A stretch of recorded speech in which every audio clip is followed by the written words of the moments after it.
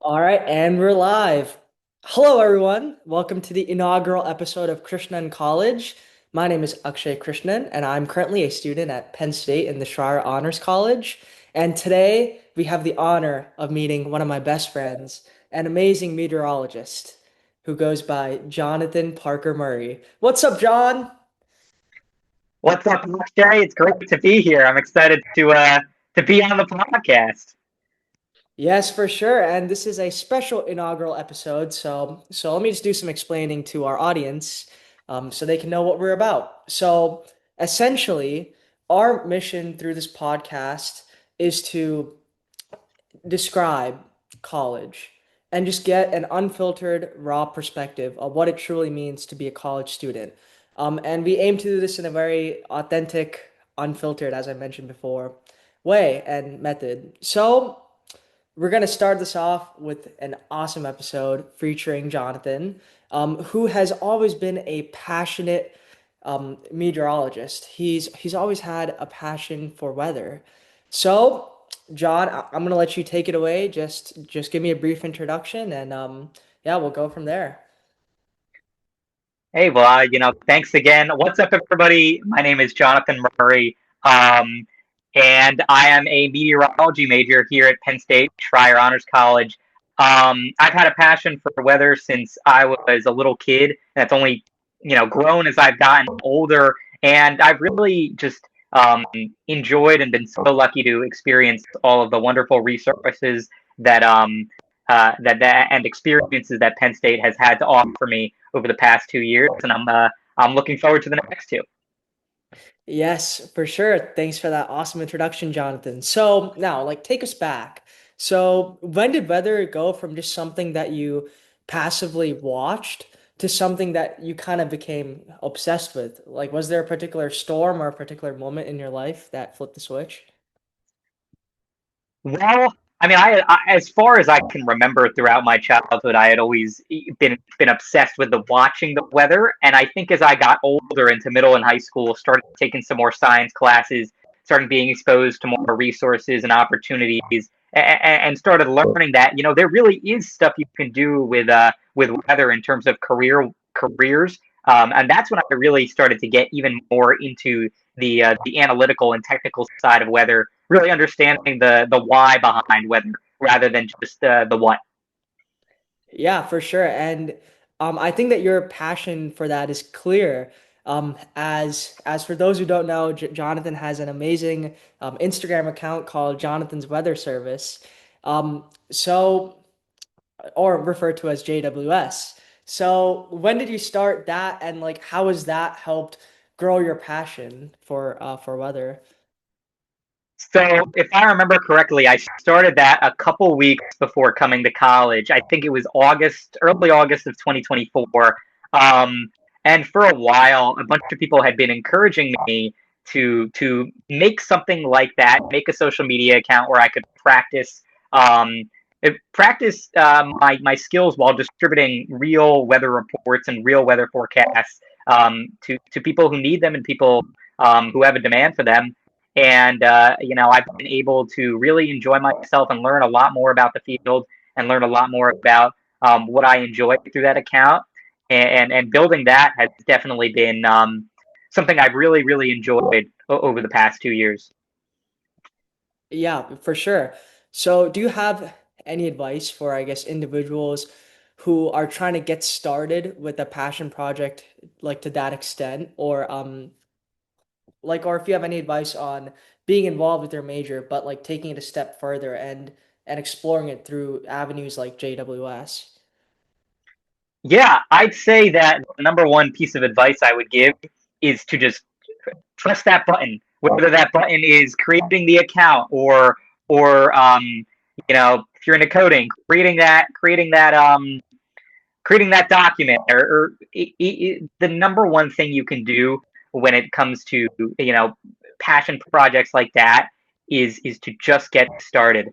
It helps if you have friends who can definitely help hype it up a little bit and get it off the off the tracks and really hitting the ground running. But really, just pressing that button and getting started. It sounds cliche, but it is the number one piece of advice I would give for a project like that.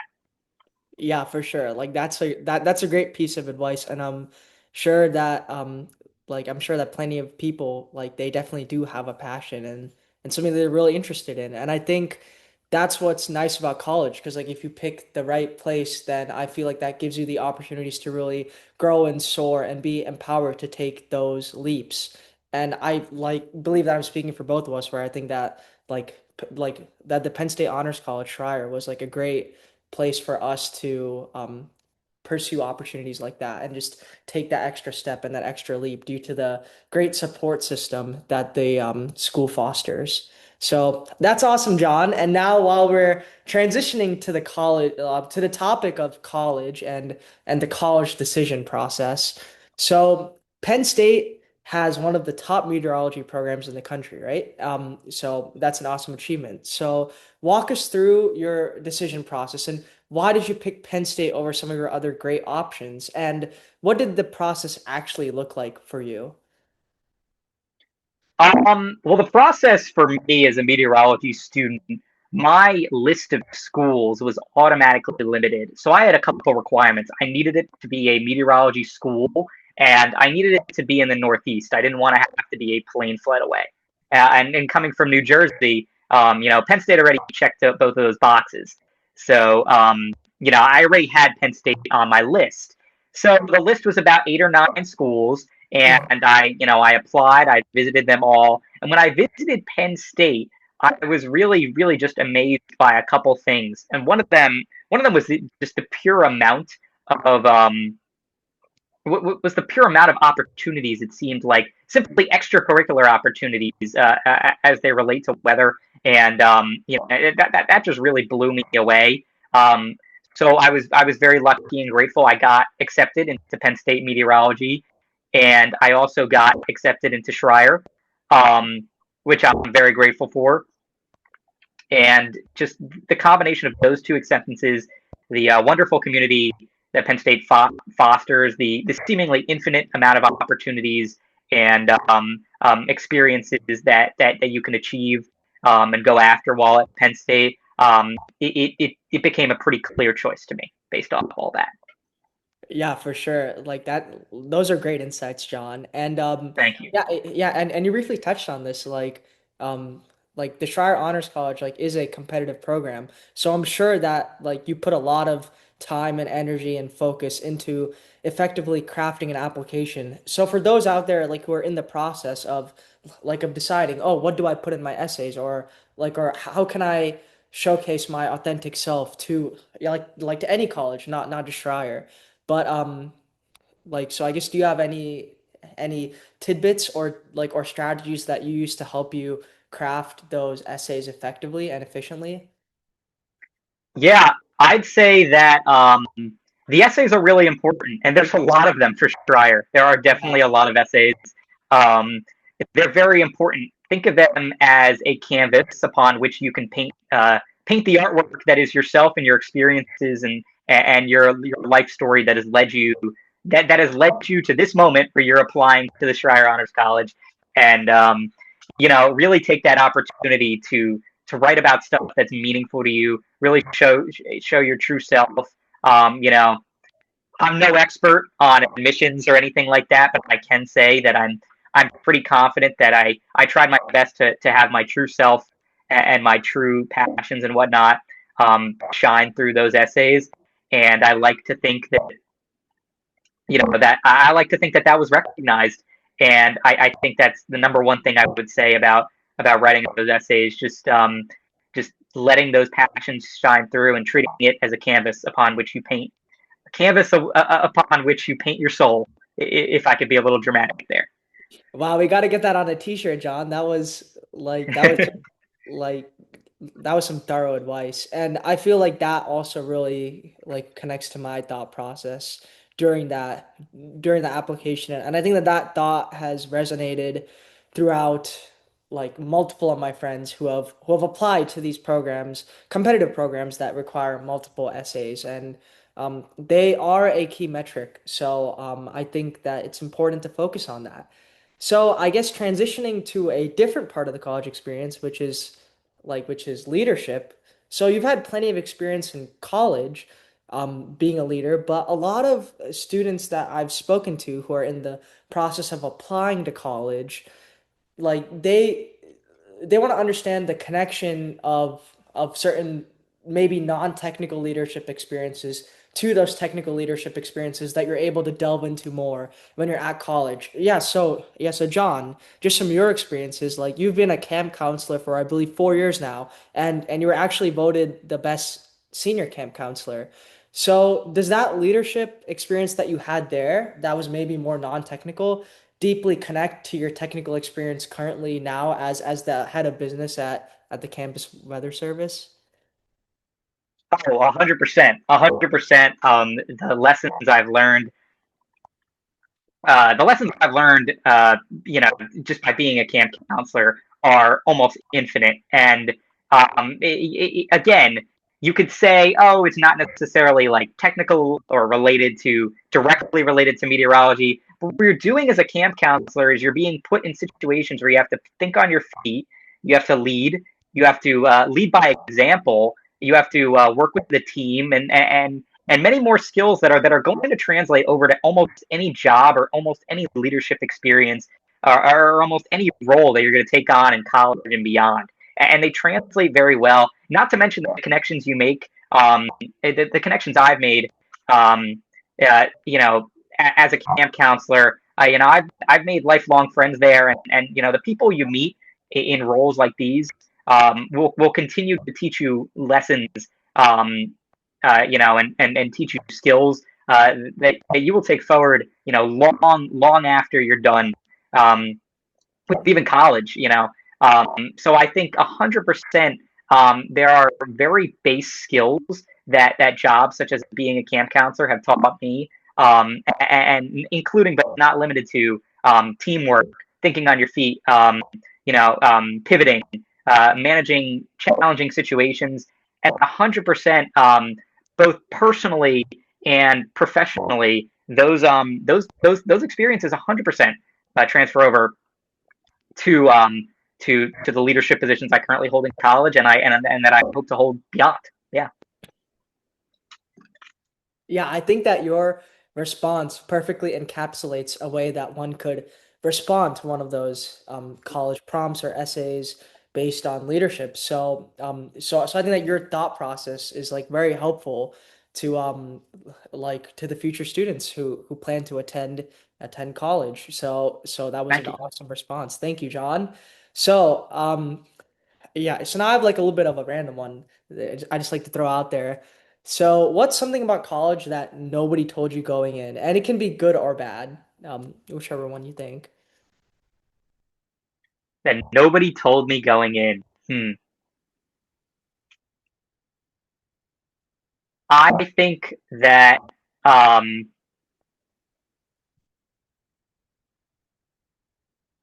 I'll go with this one. I think there's a lot of things that maybe I heard once or twice that I didn't fully internalize. Yeah. And this is one of them.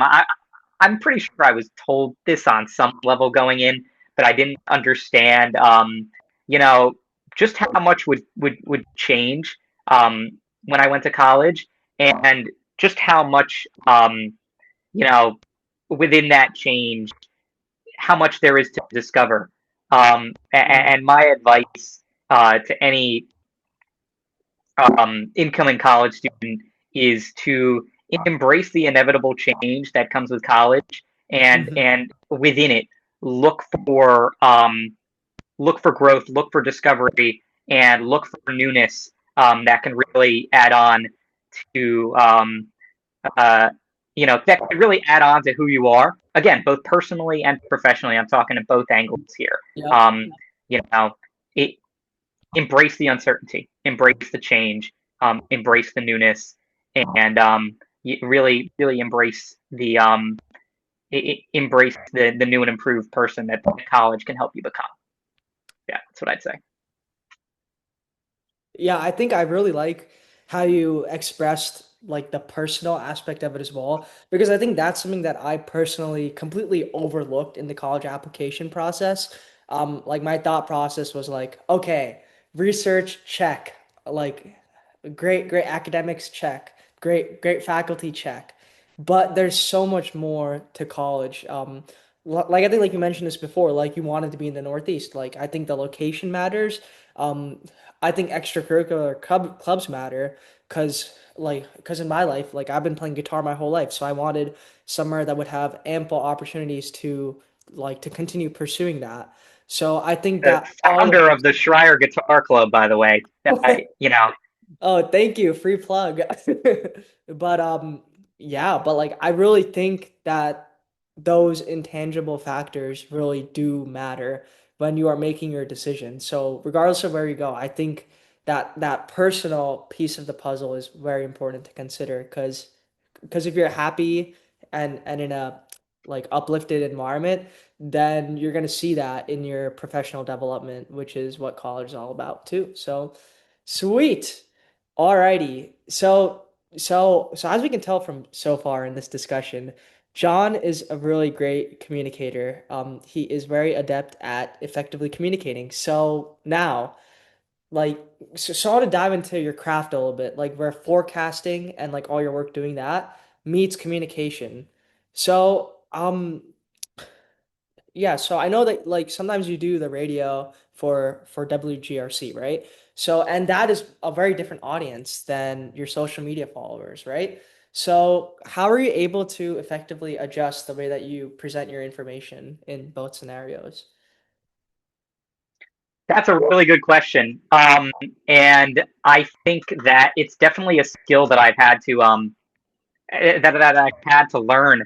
Um, and I think there's a really important thing to say about knowing your audience. What you have to look at, okay, what does your audience need? What are they expecting of you? What do they want? What is vital to your audience?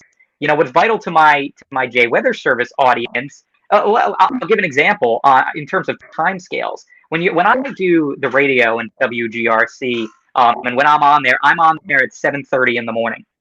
So I tailor my forecast to people driving during rush hour, driving to work, maybe the lunch break and something like that. When I'm doing my J Weather Service forecasts, I'm usually speaking more broadly, and understanding that a lot of my audience for J Weather Service is in, according to my statistics, the 18 to 24 age range. Yep. I'll tailor it to more, okay, like this is something that a lot of people that age might be doing, or like, if I say, if I'm doing a forecast and a lot of colleges are coming home from break, I will, incorporate that into the forecast. So I think it's all about knowing the audience. I think it's all about understanding why you're giving this weather report because, I could talk about weather all day, but the ultimate purpose of communicating the weather is to keep people safe and informed. And the best way to do that is tailoring your forecast to to the needs of the people. And I definitely that's a skill that I've worked on learning. That's a great question. Yeah, and I think that that principle really connects back to, I guess, applying to college, right? Like you really need to understand your audience. And we do have these like different schools and they all have different specialties and like in different flares and I guess like different things that make them awesome. So, Mm-hmm. yeah, so just like John does so effectively like with his forecasting and communication, I think like something that upcoming students can do is like really like set their forecast and like go for colleges that match their specific needs. So yeah, so yes, that was a great insight. And something else that is probably like weighing on the minds of those deciding colleges and in that realm would be research. So John, like you currently do research on hailstone detection with I believe it's ice chip. So Mm-hmm. yeah, so that's something that I don't know much about, right? So could you explain that to someone like who may not have a meteorology background and explain like why does hail prediction matter? Well, hail prediction matters for a number of reasons. The first thing to establish is there's still a lot we don't know about hail, and hail can often be a very dangerous or even deadly you know, force. When you're dealing, yeah, hail deaths do occur, and especially when you talk about hail, you're talking about intense property damage. So if you're talking about who's investment or who's invested in learning more about hail, that a lot of the times the number one, besides like scientists and academics and researchers and whatnot, private companies who have an interest in building or managing property or things like that have a very vested interest in hail, because hail is a big force, especially in the Midwest. Less here in the Northeast, but especially in the Midwest, it is a big force that causes millions, if not billions, of dollars in property damage. So that's why that's a big driver of interest in this project. And as for what I'm doing, I'm grateful I have the opportunity to work under a hail researcher at Penn State. I pretty much look at hail radar files, and I look for basically variables that occur in the atmosphere, atmospheric variables that have some level of correlation with hail. And in order to analyze these signatures, I try to better understand. How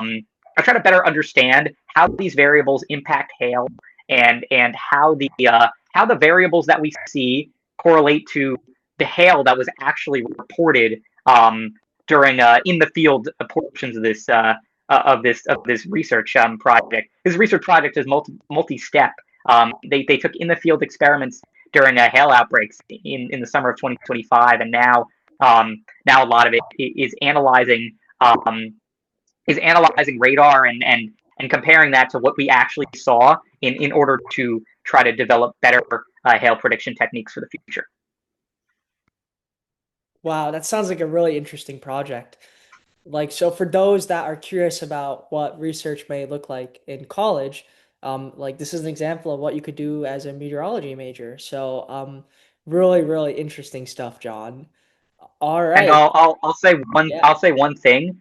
Um, the way that I got this research position was just putting myself out there. I sent an email. I looked at the research online. I wanted to get involved in undergraduate research. I looked at it online. I was like, okay, I'm just gonna put myself out there.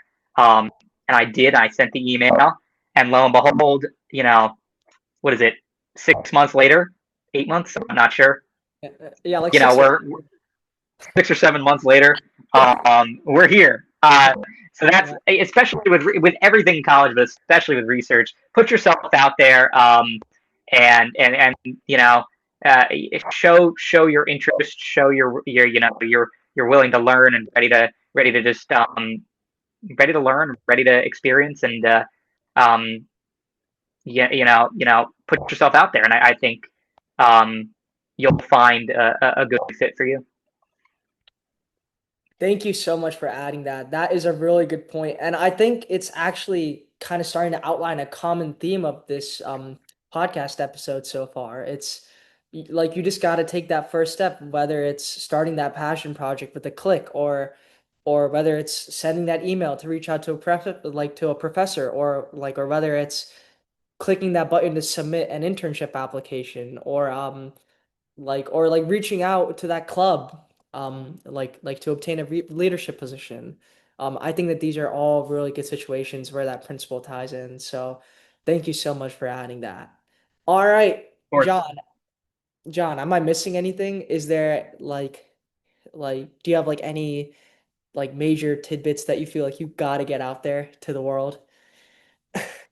I'll say, just adding on to what I was saying, before. I think one of the biggest differences between high school and college is, in high school the opportunities are kind of given to you on a silver platter.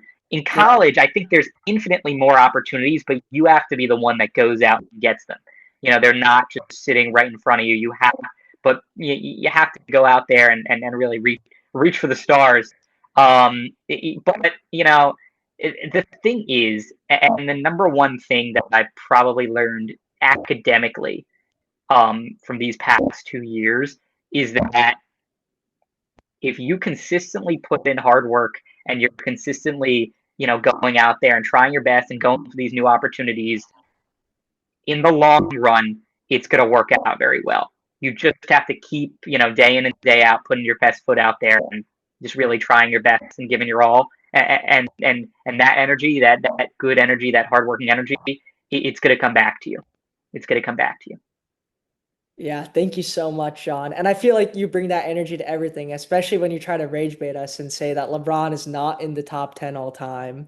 So, He isn't. He isn't. He isn't. uh, let us know down in the comments. Is LeBron James top 10 all time? I think that everybody will agree, and we will see that Jonathan Murray is wrong about this one thing. But he's right about a lot of things, but you don't want to listen to this man about basketball takes. Well, so I have a few like fun questions just to wrap up and so that the audience can get a better understanding of who they're really talking to. So, what's an app that you couldn't live without that is not weather related? Oh, an app that I couldn't live without that's not weather related. Um, Spotify. Yeah, me Spotify. too. Akshay Spotify. knows that, I always am listening to some sort of music or um, sometimes I can have my earbuds in too much. Um, you know, I'd say Spotify. The amount of, you can say when I've said, oh, I lost my earbuds, and immediately I'm at Target. I can't live without Spotify and those earbuds. So Oh yeah. Yes, this is a true story. And yeah, I often see John also participating as like a runner. Like we both do distance with the dean. And like that's been a great opportunity, just like John was saying, like we just put ourselves out there. Like we both like ran a little bit maybe in high school, but we weren't really dedicated to the craft. But then we just took it as an opportunity to put ourselves out there and like and just explore like a different avenue of connection with our peers and with the dean of the honors college, whose name is Dean Mather. So yes, that was a great experience too. So okay, let me think. I have a few written down here, but I want to give you a good one. So, what's been your most embarrassing moment on air so far? ooh, my most embarrassing moment on air. Um, well, okay, I have two answers to this. Okay, let's hear it. A lot of the stuff I've done so far hasn't necessarily been live. I only started getting more live experience heading into the end of this past semester.